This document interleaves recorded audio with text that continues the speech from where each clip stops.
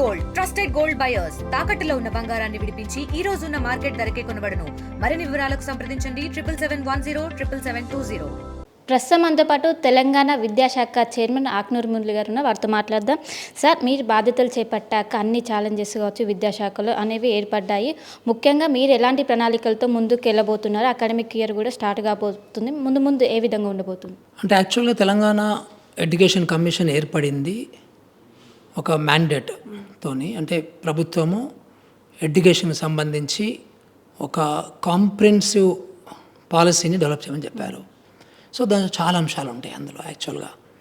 So but ఇది మీరు అన్నట్టుగా అకాడమిక్ ఇయర్ దగ్గరికి వస్తుంది కాబట్టి సో ప్రభుత్వం కూడా ఒక సీరియస్గా ఈ ఫీ రెగ్యులేషన్ మీద కొంత మేరకి ఉండాలి అనేది. ఎందుకంటే పేరెంట్స్ నుంచి హై డిమాండ్ వస్తుంది.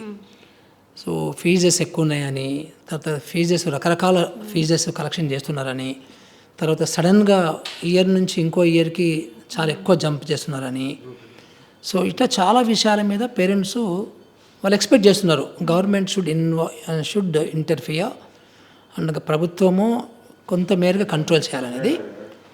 సో మేము కూడా ఏదో ప్రైవేట్ విద్యా సంస్థల్ని బాగా కంట్రోల్ చేసి అట్లా కూడా కాకుండా డెఫినెట్గా కొంత మేరకి మాత్రము ఒక లెక్క అయితే ఉండాలి.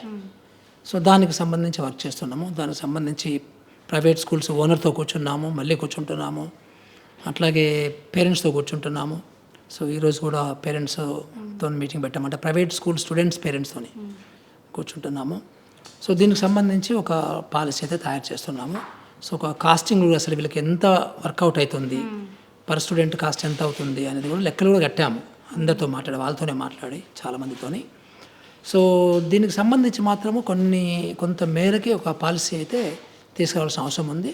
ప్రభుత్వం కూడా చాలా సీరియస్గా ఉంది. ముఖ్యమంత్రి రేవంత్ రెడ్డి గారు కూడా దీనికి సంబంధించి సీరియస్గా ఆలోచన చేస్తున్నారు.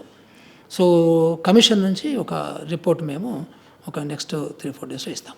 ఒకవైపు ఫ్రీ రెగ్యులేషన్ యాక్ట్ ఉన్నప్పటికీ ఒకవైపు ప్రైవేట్ స్కూల్లో కావచ్చు, కాలేజీలో కావచ్చు వసూళ్ల దందా అనేది కొనసాగుతూనే ఉంది. ఇది పేదవాళ్ళకు కావచ్చు, మధ్యతరగతి వాళ్ళకు చాలా భారంగా మారుతుంది. వాళ్ళపైన మీరు ఎలాంటి యాక్షన్ తీసుకుంటారు? వీళ్ళపైన ఏ విధంగా ప్లాన్ ఉంది? అంటే ఇప్పుడు ఫీ రెగ్యులేషన్ మీద చట్టం లేదమ్మా, ప్రస్తుతానికి లేదు, చట్టం లేదు. కొన్ని జియోస్ ఇచ్చారు ఇంతకుముందు. సో ఆ జియోస్ సంబంధించి కోర్టులకు వెళ్ళారు, ఆ కోర్టులో జరిగినవి కొంతమేరకి. బట్ ఇది ఏంటంటే మామూలుగా జీవోలతో కాదు, దీనికి చట్టమే ఉండాలి కంపల్సరీ.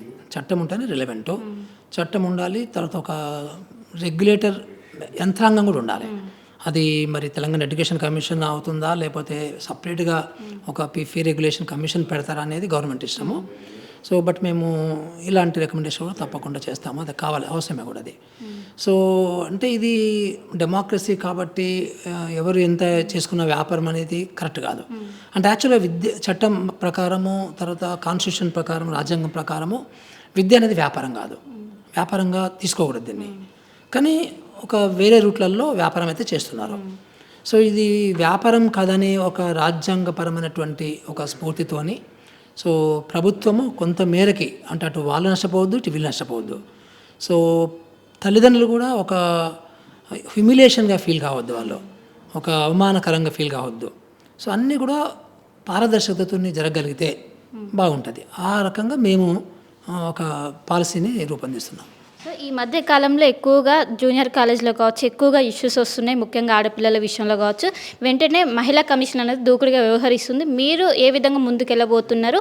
మీరు ఎంత వరకు ఉంటుంది ఈ పాత్ర ఇందులో? దూకుడని కాదు కానీ పాలసీ చేయాలి. కమిషన్లు అంటే పాలసీస్, తర్వాత డెఫినెట్గా ఒక గ్రివాన్సెస్ అంటే ఫిర్యాదులు లాంటివి తీసుకోవడం కూడా చేయాలి కమిషను. సో దానికి సంబంధించినటువంటి నిజాలు కూడా తీసుకోవాలి, తీసుకొని ప్రభుత్వానికి ఎప్పటికప్పుడు రికమెండేషన్ చేస్తూ ఉండాలన్నమాట. సో మేము కూడా అదే చేస్తాము, డెఫినెట్గా అదే చేస్తున్నాము. సో కాకపోతే మేము ఏదో క్యాజువల్గా కాకుండా సో డీటెయిల్గా స్టడీ చేస్తున్నాం ప్రతి ఒక్కరు కూడా. కొంతమంది నన్ను అడుగుతున్నారు, సార్ మీరు ఇప్పటికే కరెక్ట్గా పనిచేశారు, అంతకుముందు పనిచేశారు, దాని తర్వాత కూడా మేము బడినిద్రని ఒక సివిల్ సొసైటీ నుంచి కూడా పనిచేశాము. సో అట్లాగే నేను ఆంధ్రలో కూడా 3 సంవత్సరాలు విద్య మీద పనిచేశాను, ఇంత చేసాక మళ్ళీ ఎందుకు విజిట్ చేయాలి స్కూల్స్ అనేది కూడా వస్తుంది. కానీ ఒకటి ఏంటంటే అంతకుముందు చేసింది ఒకటి, ఇప్పుడు మనము ఇంకా డీటెయిల్గా, ఎందుకంటే ఒక పాలసీ చేసినప్పుడు ఎట్లా ఉండాలంటే దాన్ని కూలంకషంగా బాగా ఇన్డెప్త్గా స్టడీ చేయాలి. సో చాలా సూపర్ఫిషియల్గా స్టడీ చేసి ఏదో ఒక పాలసీ ఇవ్వడం కాదు. సో అందుకనే మనము కొత్త కొత్త విషయాలకు రావచ్చు. తర్వాత ఒక సిస్టమేటిక్గా ఒక పద్ధతి ప్రకారము స్టేక్ హోల్డర్స్ అంటాము, అంటే అందరూ కూడా దీనికి సంబంధించిన అందరూ కూడా, ఉదాహరణకి ఎడ్యుకేషన్లో మనకి స్టేక్ హోల్డర్స్ అంటే టీచర్లు ఉంటారు, పేరెంట్స్ ఉంటారు, స్టూడెంట్స్ ఉంటారు, సివిల్ సొసైటీస్ ఉంటాయి, సో ప్రైవేట్ స్కూల్ టీచర్స్ ఉంటారు, ప్రైవేట్ స్కూల్ స్టూడెంట్స్ ఉంటారు, ప్రైవేట్ స్కూల్ పేరెంట్స్ ఉంటారు, చాలామంది ఉంటారు, ప్రొఫెసర్స్ ఉంటారు, ఫ్యాకల్టీ ఉంటారు. సో అందరితో మాట్లాడినప్పుడు ఒక 360 degrees అవగాహన అనేది వస్తుంది అన్నమాట. ఇప్పుడు మనం ఒక సివిల్ సొసైటీ ఉన్నప్పుడు ఏంటంటే కొంచెం సూపర్ఫిషియల్గా ఉంటుంది అది డెఫినెట్గా. బట్ సివిల్ సొసైటీస్ వాళ్ళ యొక్క వాయిస్ వాళ్ళు కూడా వినిపించాల్సిన అవసరం ఉంటుంది. డెఫినెట్గా వాళ్ళు కూడా ప్రజల వైపు నుంచి మాట్లాడుతుంటారు. సో అందుకనే 360 degrees వైపు మనం స్టడీ చేయకపోతే కరెక్ట్ రాదు పాలసీ. అందుకని మేము ఇంకా ఎక్కువ డీటెయిల్గా స్టడీ చేస్తున్నాం అనమాట. సో అట్లా దూకుడు అనేది అది కరెక్ట్ కాదు. ఒకవైపు స్టూడెంట్ సేఫ్టీ కోసం తెలంగాణ ప్రభుత్వం కూడా స్ట్రిక్ట్గా ఉన్నప్పటికీ ఇష్యూస్ జరుగుతూనే ఉన్నాయి. నిన్న ఎగ్జాంపుల్ సిఎంఆర్ కాలేజ్లో కూడా వీడియో రికార్డ్ అనేది రాష్ట్ర వ్యాప్తంగా మారింది. వాళ్ళకి మీరు ఏం చెప్తారు? ఎందుకు మన తరచుగా ఇలాంటి ఇష్యూస్ ఎదురవుతున్నాయి, ఏం చెప్తారు సార్? అంటే బ్రాడ్గా మన సొసైటీలో వాల్యూస్ బాగా పడిపోయినాయి, చాలా వాల్యూస్ పడిపోయినవి. అది ఎంప్లాయీస్ కావచ్చు, లేకపోతే ప్రైవేటు వాళ్ళు ఓనర్స్ కావచ్చు, ప్రైవేట్ ఎంప్లాయీస్ కావచ్చు. అదొక ఎత్తు అయితే, ఇంకొక ఎత్తు ఏంటంటే మనకి పిల్లల మీద ఒత్తిడి ఎక్కువ ఉంది. ఇది చాలా అన్యాయం ఇది.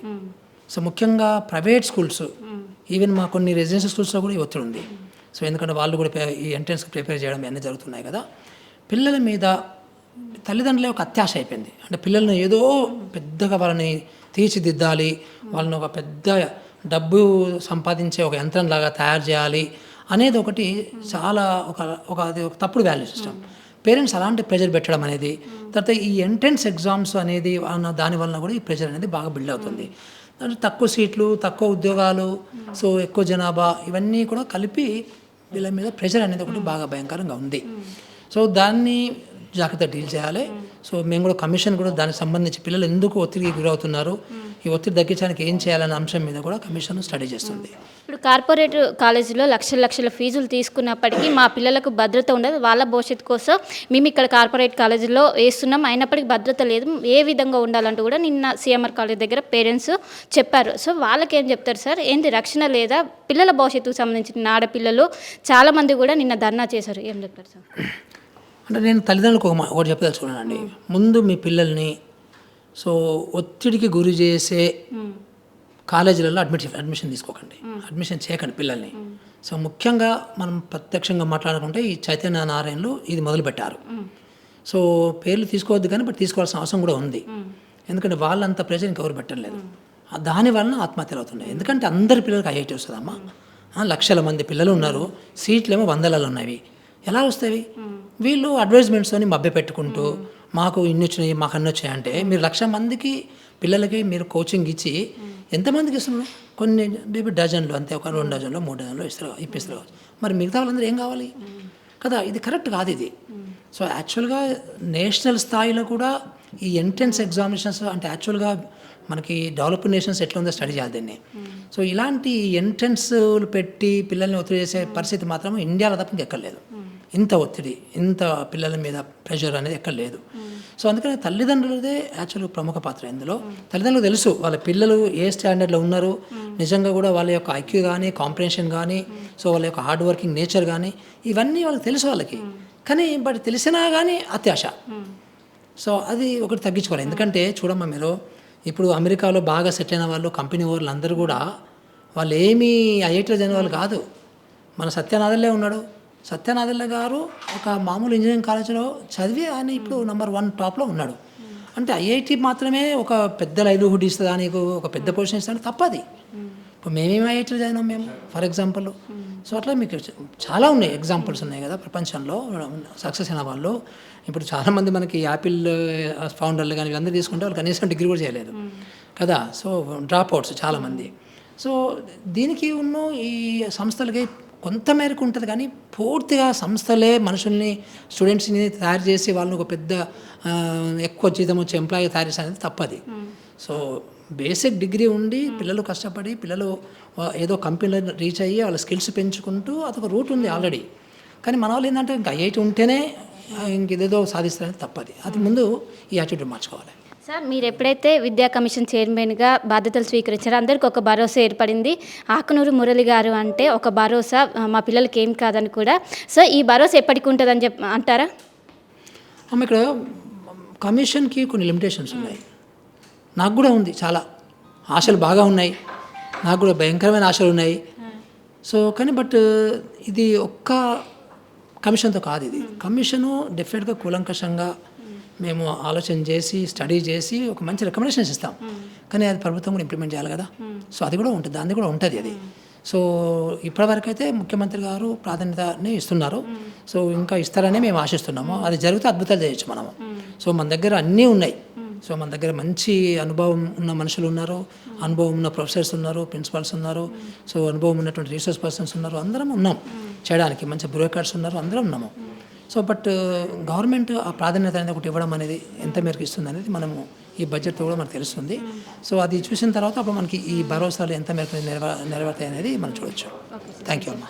సో మొత్తం మీద ఇది పరిస్థితి. ముఖ్యంగా పేరెంట్స్ వాళ్ళు ఖచ్చితంగా వాళ్ళు మంచిగా వ్యవహరించాలి. ఎందుకంటే పిల్లలు అంటే చాలా సెన్సిటివ్, వాళ్ళ పట్ల ఖచ్చితంగా మంచిగా వ్యవహరించాలి. ఇది చాలా సెన్సిటివ్ ఇష్యూ. ఇప్పుడు రాష్ట్ర వ్యాప్తంగా ఒకవైపు వరుసగా ఇన్సిడెంట్లు ఎదురవుతున్నాయి. వాటికన్నిటికీ కూడా పేరెంట్స్ పాత్ర కూడా ఉంటుంది. ఎట్టి పరిస్థితుల్లో విద్యార్థులపై ఒత్తిడి పెంచకూడదు. ముఖ్యంగా తెలంగాణ ప్రభుత్వం విద్యాశాఖ గురించి అనేక కొత్త కొత్త ప్రమాణాలు తీసుకొస్తుంది.